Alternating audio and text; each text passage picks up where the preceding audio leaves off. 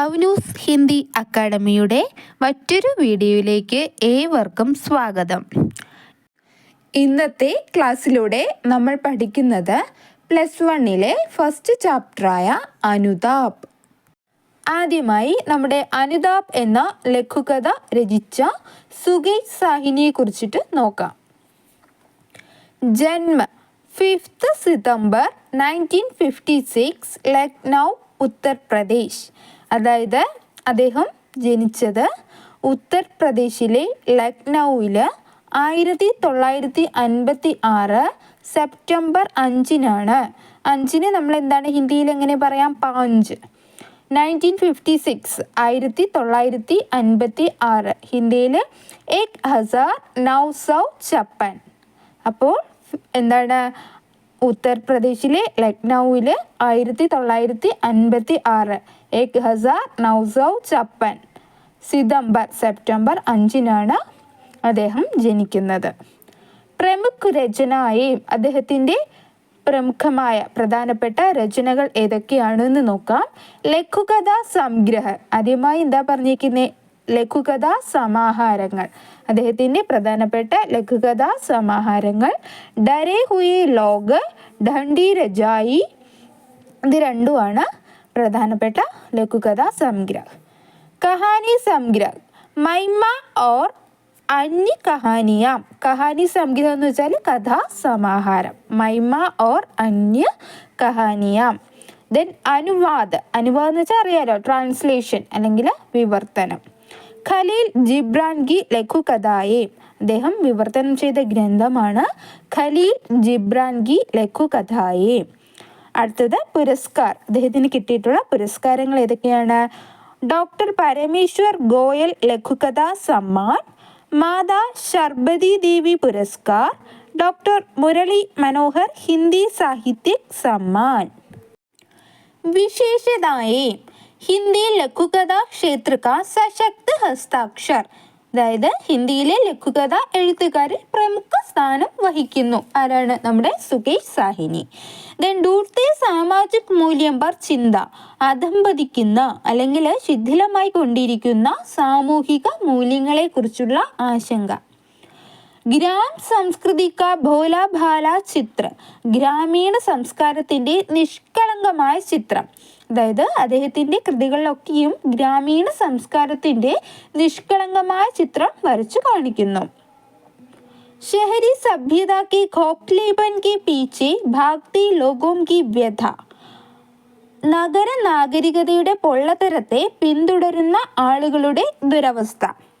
അതായത് ഇവിടെ പറയുന്നു, അദ്ദേഹം ഒരു വശത്ത് നിഷ്കളങ്കമായ ഗ്രാമീണ സംസ്കാരത്തിൻ്റെ ചിത്രം വരച്ചു കാണിക്കുന്നു എങ്കിൽ മറുവശത്ത് പൊള്ളയായ നാഗരിക സംസ്കാരത്തിൻ്റെ പിറകെ പായുന്ന ആളുകളുടെ മാനസികാവസ്ഥയും ചിത്രീകരിക്കുന്നു. നിമ്ന മധ്യവർഗിക്ക് പീഡ ഓർ നിരാശ, താഴ്ന്ന മധ്യവർഗത്തിൻ്റെ വേദനയും നിരാശയും. ദേൻ സംവേദൻശീൽ ഭാവുക് ശൈലി, സംപ്രതി അതായത് നിലവിൽ ഭൂഗർഭ ജൽ വിഭാഗ് മേം അധികാരി, ഭൂഗർഭ ജല വിഭാഗത്തിൽ ഉദ്യോഗസ്ഥനാണ്. അതായത് നമ്മുടെ ഈ ലഘുകഥ എഴുതുന്ന സമയത്തെ കാര്യമാണ് പറഞ്ഞിരിക്കുന്നത്.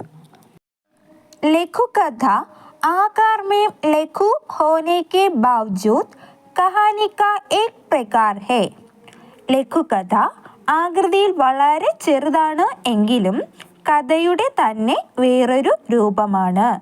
ലഘുകഥ കാ ഭേദ് മാത്ര ആകാർഗത് ന ഹോക്കർ അനുഭൂതി കി സംശ്ലിഷ്ടത കോ ലേക്കർ ഹൈ, ലഘുകഥയിൽ രൂപത്തിനല്ല പ്രാധാന്യം, അതിൽ ഉൾക്കൊണ്ടിരിക്കുന്ന അനുഭൂതികൾക്കാണ്. ലഘുകഥ കഥ കാ ലഘുതം രൂപ് ഹൈ പരന്തു കഥ സാരാംശ നഹി, ലഘുകഥ കഥ കാ ലഘുതം രൂപ് ഹൈ. അതായത് എന്താണ്? ലഘുകഥ എന്ന് പറയുന്നത് കഥയുടെ ലഘുതം രൂപ്, ഏറ്റവും ചെറിയ രൂപമാണ്. പരന്തു കഥ സാരാംശ നഹി, അത് കഥയുടെ എന്തല്ല? സാരാംശമല്ല. മനുഷ്യ की औसी जिंदगी में कहीं कहीं जाने अनजाने गलतियां होती है, മനുഷ്യൻ ജീവിതത്തിൽ അറിഞ്ഞോ അറിയാതെയോ തെറ്റുകൾ ചെയ്യുന്നു. कुछ गलतियां ऐसी है जिसकी मरहम पट्टी संभव है. കുറച്ച് തെറ്റുകൾ എന്ത് ചെയ്യാൻ പറ്റും, തിരുത്തുവാൻ സാധിക്കും. പരന്തു കുച്ച് കാ കോയി ഇലാജ് സംഭവ് നഹി, പക്ഷേ കുറച്ചു തെറ്റുകൾക്ക് ചികിത്സയില്ല. ജിസ് മനുഷ്യ के दिल में सहजीव के प्रति संवेदना है वह ऐसी हालत में पश्चाताप विवश बन जाएगा. अनुताप इसी संवेदना से युक्त है. സഹജീവികളോട് സഹവർത്തിത്വമുള്ള മനുഷ്യൻ തൻ്റെ തെറ്റുകൾ ഓർത്ത് പശ്ചാത്തപിക്കുന്നു. അനുതാപ് എന്ന ഈ കഥയിൽ ഇപ്രകാരമുള്ള പശ്ചാത്താപമാണ് നാം കാണുന്നത്. ഇനി നമുക്ക് എന്ത് ചെയ്യാം, അനുതാപ് എന്ന ആ കഥയുടെ സാരാംശം നോക്കാം. അനുതാപ് എന്ന ഈ ലഘുകഥയിൽ പ്രധാനമായും 3 ക്യാരക്ടേഴ്സാണ് ഉള്ളത്. ആരൊക്കെയാണെന്ന് വെച്ചാൽ, ഒരു യാത്രി, ആദ്യത്തെ ആൾ യാത്രി, അതായത് അറിയാലോ യാത്രക്കാരൻ. പിന്നെ അസ്ലം എന്ന പേരായ റിക്ഷാവാല, ഒരു റിക്ഷാവാലയുടെ പേരാണ് അസ്ലം. അപ്പോൾ രണ്ടാമത്തെ ആൾ അസ്ലം. പിന്നെ ഒരാൾ റിക്ഷാവാല, അടുത്ത വേറൊരു റിക്ഷാവാല. ആളിന് എന്താണ് പേരൊന്നും പറഞ്ഞിട്ടില്ല. ഓക്കെ, അപ്പോൾ ഒരു യാത്രി, അസ്ലം എന്ന റിക്ഷാവാല, ദെൻ റിക്ഷാവാല. ഇനി നമുക്ക് അനുതാപിൻ്റെ സാരാംശം ഒന്ന് ചുരുക്ക രൂപത്തിൽ നോക്കാം. യാത്രക്കാരൻ എല്ലാ ദിവസവും എന്ന പോലെ തൻ്റെ ഓഫീസിലേക്ക് പോകുവാൻ അസ്ലമിൻ്റെ റിക്ഷയും പ്രതീക്ഷിച്ചു നിന്നു. കഴിഞ്ഞ 4-5 ദിവസമായി അസ്ലമാണ് അയാളെ ഓഫീസിൽ കൊണ്ടുപോയിക്കൊണ്ടിരുന്നത്. പെട്ടെന്ന് വേറൊരു റിക്ഷ അയാളുടെ അടുത്തെത്തി. അസ്ലം മരിച്ചുപോയി എന്ന് ആ റിക്ഷക്കാരൻ അയാളോട് പറഞ്ഞു. അപ്പോൾ എന്താണ്, അസ്ലം എന്ന് പറയുന്ന ആളിൻ്റെ റിക്ഷയിലായിരുന്നു ഈ യാത്രക്കാരൻ 4-5 ദിവസമായി പോയിക്കൊണ്ടിരുന്നത്, തൻ്റെ ഓഫീസിലേക്ക് പോയിക്കൊണ്ടിരുന്നത്. അപ്പോഴോ വേറൊരു റിക്ഷക്കാരൻ വന്നിട്ട് പറയുകയാണ്, അസ്ലം മരിച്ചുപോയി, ഇനി ഒരിക്കലും താങ്കളെ റിക്ഷയിൽ കയറ്റുവാൻ അയാൾ റിക്ഷയുമായി വരികയില്ല എന്നും അയാൾ കൂട്ടിച്ചേർത്തു. യാത്രക്കാരൻ അയാളുടെ റിക്ഷയിൽ കയറി. അപ്പോൾ അവിടെ എന്താണ്, നമ്മുടെ അസ്ലമിൻ്റെ റിക്ഷയും കാത്തു നിന്ന ആ യാത്രക്കാരൻ എന്ത് ചെയ്തു, ഇപ്പോൾ വന്ന ആ റിക്ഷക്കാരൻ്റെ റിക്ഷയിൽ കയറി. റിക്ഷക്കാരൻ വണ്ടി ഓടിച്ചു കൊണ്ട് പറയുവാൻ തുടങ്ങി, അസ്ലമിൻ്റെ 2 വൃക്കകളും തകരാറിലായിരുന്നു. ഡോക്ടർ അയാളെ റിക്ഷ ഓടിക്കുന്നതിൽ നിന്നും വിലക്കിയിരുന്നു. പക്ഷേ ദാരിദ്ര്യം കാരണം അയാൾ തൻ്റെ ജീവൻ പണയം വെച്ചും റിക്ഷ ഓടിച്ചു കൊണ്ടിരുന്നു. അപ്പം എന്താണ്, നമ്മുടെ അസ്ലം ഒരു രോഗിയായിരുന്നു അല്ലേ, അദ്ദേഹത്തിൻ്റെ 2 വൃക്കകളും തകരാറിലായിരുന്നു. അതുകൊണ്ട് ഡോക്ടർ റിക്ഷ വലിക്കുന്നതിൽ നിന്നും അദ്ദേഹത്തെ എതിർത്തിരുന്നു. പക്ഷേ വീട്ടിലെ ആ ദാരിദ്ര്യാവസ്ഥ കാരണം അദ്ദേഹം എന്ത് ചെയ്തു, പിന്നെയും റിക്ഷ ഓട്ടിച്ചു. എന്നിട്ട് റിക്ഷക്കാരൻ പിന്നെയും പറയുകയാണ്, ഇന്നലെ താങ്കളെ ഓഫീസിൽ എത്തിച്ച ശേഷം മടങ്ങുന്ന വഴി വെച്ച് അസ്ലം മരിച്ചു. യാത്രക്കാരൻ കൂടുതലൊന്നും കേൾക്കുവാൻ ത്രാണിയില്ലാതായി. അപ്പോൾ ഇത് കേട്ടതും എന്താണ്, യാത്രക്കാരന് കൂടുതലൊന്നും കേൾക്കാനുള്ള ഒരിതില്ലായിരുന്നു. കാരണം എന്താണ്, കഴിഞ്ഞ ദിവസവും തന്നെ ഓഫീസിൽ കൊണ്ട് എത്തിച്ച ആളാണ്. കഴിഞ്ഞ ദിവസത്തെ സംഭവം അയാളുടെ കൺമുന്നിൽ നടക്കുന്നത് പോലെ തോന്നി. അതായത് അദ്ദേഹത്തിൻ്റെ മനസ്സിൽ, അദ്ദേഹത്തിൻ്റെ കണ്ണിലൂടെ കഴിഞ്ഞ ദിവസത്തെ ആ കാര്യങ്ങൾ എന്താണ് ഓർമ്മ വന്നു അദ്ദേഹത്തിന്. കഴിഞ്ഞ ദിവസം അസ്ലമിൻ്റെ റിക്ഷ തന്നെയും വഹിച്ചുകൊണ്ട് നടരാജ് ടാക്കീസും കടന്ന് ജനറൽ പോസ്റ്റ് ഓഫീസിലേക്ക് പോകുകയായിരുന്നു. റിക്ഷ ഓടിക്കുന്നതിനിടയിൽ അസ്ലം വേദന കൊണ്ട് പതുക്കെ പതുക്കെ കരയുന്നുണ്ടായിരുന്നു. ചിലപ്പോൾ അയാൾ തൻ്റെ ഒരു കൈ കൊണ്ട് വയർ പൊത്തിപ്പിടിക്കുകയായിരുന്നു.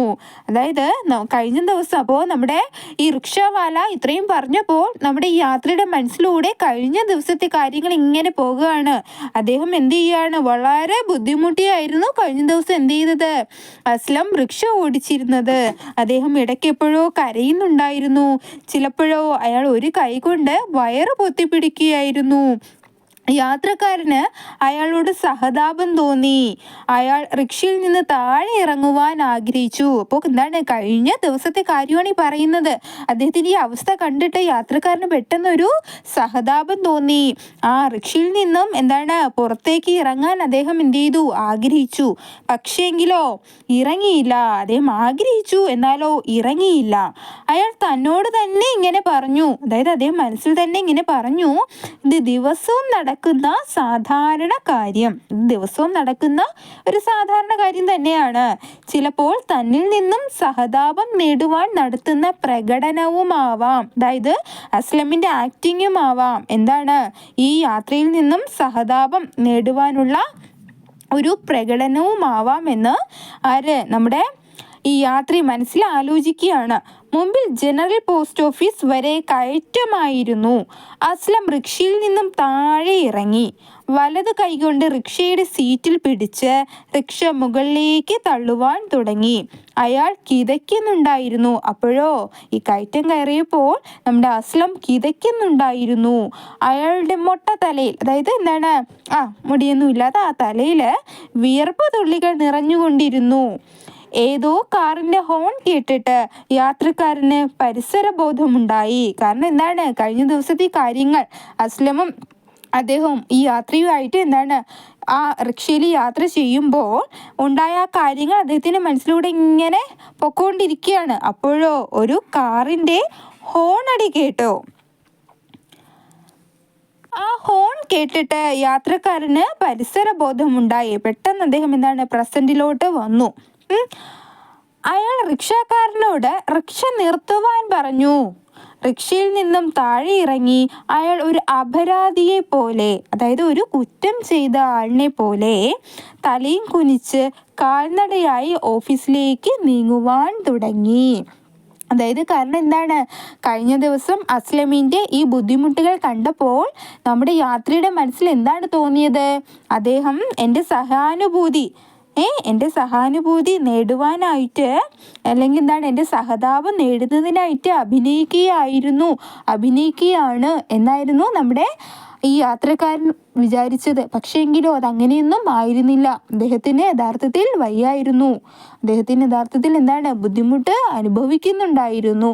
അപ്പോൾ ഇവിടെ നമ്മുടെ യാത്രി ഒരു കുറ്റം ചെയ്തതുപോലെ, ഒരു അപരാധിയെ പോലെ തലയും കുനിച്ച് കാൽനടയായി ഓഫീസിലേക്ക് പോകുവാൻ തുടങ്ങി. ഇതാണ് നമ്മുടെ അനുതാപിലെ സാരാംശം. ഇനി അനുതാപ് എന്ന ഈ ചാപ്റ്ററിൽ നിന്ന് ഏതൊക്കെ മോഡൽ ക്വസ്റ്റ്യൻസ് വരാൻ സാധ്യതയുണ്ട് എന്ന് നോക്കാം. ഷോർട്ട് ക്വസ്റ്റ്യൻസ് വരാം. പിന്നെയോ വാർത്താലാപ്, അതായത് കോൺവേഴ്സേഷൻ, സംഭാഷണം, വളരെ ഇമ്പോർട്ടൻ്റ് ആയിട്ടുള്ള ക്വസ്റ്റ്യൻ ആണ്. നമ്മുടെ ആ ചാപ്റ്ററിൽ തന്നെ ഒരുപാട് സിറ്റുവേഷൻസ് ഉണ്ട് കോൺവേഴ്സേഷനായിട്ട്. നമ്മുടെ ആ യാത്രി അവിടെ റിക്ഷാവാലയെ നമ്മുടെ അസ്ലമിനെ വെയിറ്റ് ചെയ്ത് നിൽക്കുമ്പോൾ പുതിയ റിക്ഷാവാല അവിടെ എത്തുന്നു. അപ്പോൾ ആ റിക്ഷാവാലയും യാത്രിയും തമ്മിലുള്ള കോൺവേഴ്സേഷൻ ആവാം. പിന്നെയോ ഈ സിറ്റുവേഷൻസ് ഇമാജിൻ ചെയ്ത് എഴുതാൻ ചിലപ്പോൾ ചോദിക്കാം. ഈ യാത്രി വളരെ ദുഃഖിതനായി അന്നത്തെ ദിവസം വീട്ടിൽ പോകുന്നു. അപ്പോൾ വീട്ടിൽ തൻ്റെ ഭാര്യയോ അല്ലെങ്കിൽ വേറെ ആരെങ്കിലോ എന്ത് പറ്റി, എന്താണ് ഇത്ര വിഷമം, അപ്പോൾ അവർ തമ്മിലുള്ള കോൺവെർസേഷൻ ആവാം. അപ്പോൾ ആ യാത്രി അന്ന് നടന്ന സംഭവങ്ങളെല്ലാം വിവരിക്കുന്ന രീതിയിലാവാം. അങ്ങനെ പല രീതിയിലും വാർത്താലാപ് ചോദിക്കാം.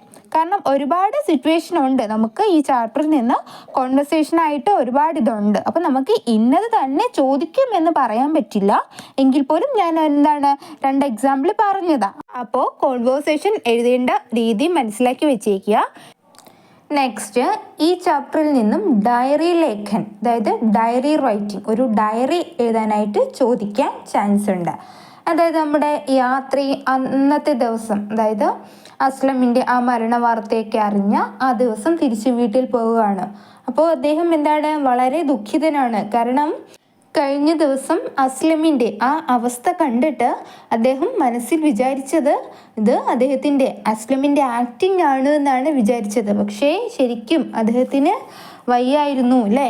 അപ്പോൾ ആ ഒരു കുറ്റബോധം അദ്ദേഹത്തിൻ്റെ മനസ്സിലുണ്ട്. അപ്പോൾ അന്നത്തെ ദിവസം അദ്ദേഹം, അതായത് നമ്മുടെ യാത്രി എഴുതുന്ന രീതിയിൽ ഒരു ഡയറി ചിലപ്പോൾ ചോദിച്ചേക്കാം. നെക്സ്റ്റ് ഇമ്പോർട്ടൻ്റ് ആയിട്ടുള്ളതാണ് സംക്ഷേപൺ. ഇപ്പോൾ ക്വസ്റ്റ്യനിൽ ഘടനാക്ക സംക്ഷേപൺ കരയും എന്നും പറഞ്ഞിട്ട് ചോദിക്കാം. ഏതെങ്കിലും ഒരു പാരഗ്രാഫ് തന്നിട്ട് അതിൻ്റെ സംക്ഷേപണം എഴുതാൻ, അതായത് അതിൻ്റെ സമ്മറി, അതിൻ്റെ ചുരുക്കം. ഇപ്പോൾ വാരി വലിച്ചൊന്നും എഴുതാതെ എന്നാൽ അതിൻ്റെ അർത്ഥം പോകാത്ത രീതിയിൽ ചുരുക്കി എഴുതുക. അതാണ് സംക്ഷേപണം എന്ന് പറയുന്നത്. അപ്പോൾ ഇത് ഇത്രയും ശ്രദ്ധിക്കുക. നെക്സ്റ്റ് ക്ലാസ്സിൽ നമുക്ക് പ്രീവിയസ് ക്വസ്റ്റ്യൻസ് ഡിസ്കസ് ചെയ്യാം.